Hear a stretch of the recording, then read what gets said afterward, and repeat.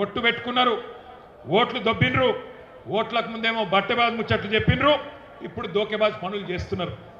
ఇవాళ గల్లీలో ఉన్న కాంగ్రెస్ కార్యకర్త ఎవరైతే ఇంటింటికి తిరిగి ఓట్లు అడిగిండో వాడు మాట్లాడతలేడు. పోనీ ఢిల్లీ నుంచి వచ్చినోడు ఏమైనా పత్తా ఉన్నాడా అంటే వాడు మళ్ళా గంటలనే పడతలేడు. ఢిల్లీకి వెళ్ళి వచ్చినోడు ఏమయ్యా రాహుల్ గాంధీ, నిన్ను అడుగుతా ఉన్నా, ఎక్కడ సచ్చింది నువ్వు చేసిన డిక్లరేషన్, ఎక్కడ సచ్చింది అని అడుగుతున్నా. నువ్వెక్కడ చచ్చినావు రాహుల్ గాంధీ? నువ్వు నిలబెట్టిన ముఖ్యమంత్రి, నువ్వు ఇక్కడ మాకు అప్పచెప్పిపోయిన ముఖ్యమంత్రి ఏ గాడిది పనులు దోముతున్నాడో అని అడుగుతున్నా నేను. ఎక్కడున్నాడు? రైతులు కల్లాల కాడ అవస్థల్లో ఉంటే ఇలా మక్కలు నిన్న తిరిగిన నేను జనగామల యశ్వంతాపూర్ పోయినా, పర్కాల్లో ఊకలు పోయినా, నర్సంపేట మార్కెట్ యార్డుకు పోయినా రైతులు కళ్ళకెళ్ళి రక్తం గారే పరిస్థితున్నది. అందుకే అంటున్నా నేను బాధతోని, ఎక్కడ చచ్చిండు రాహుల్ గాంధీ? 4 ఏళ్ళ రైతు డిక్లరేషన్ అని చెప్పి ప్రభుత్వం వచ్చి 2.5 ఏళ్ళు అయిపోయాయి. ఎక్కడ ఒక్కటన్నా అమలు చేసినవా అని అడుగుతున్నా. ఇంత మోసం చేయొచ్చా రైతును?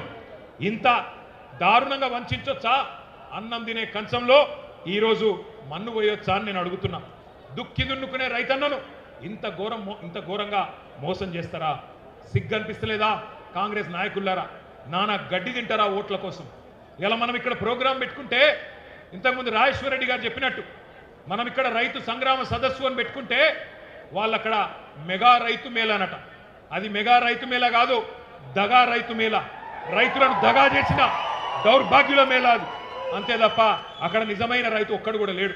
కొంతమంది కాంగ్రెస్ కార్యకర్తలను పోగేసుకొని వాళ్ళతో సపట్లు కొట్టించుకొని వాళ్ళు రైతులంతా సంతోషంగా ఉన్నారని చెప్పి మీరు సన్నాయి నొక్కులు నప్పితే ఎవడు నమ్ముతాడు మిమ్మల్ని? నేను అడుగుతా ఉన్నా. ఇన్ని వేల మంది మా రైతన్నలు అడుగుతున్నారు, ఎక్కడున్నాడు రాహుల్ గాంధీ? ఎక్కడున్నది నీ డిక్లరేషన్? ఎక్కడ పోయినాయి నువ్వు చెప్పిన మాటలను అడుగుతున్నారు. ఒక మాట దయచేసి నేను అంటా ఉన్నా, బాధ అనిపిస్తుంది ఇట్లా మాట్లాడాలంటే అప్పుడప్పుడు.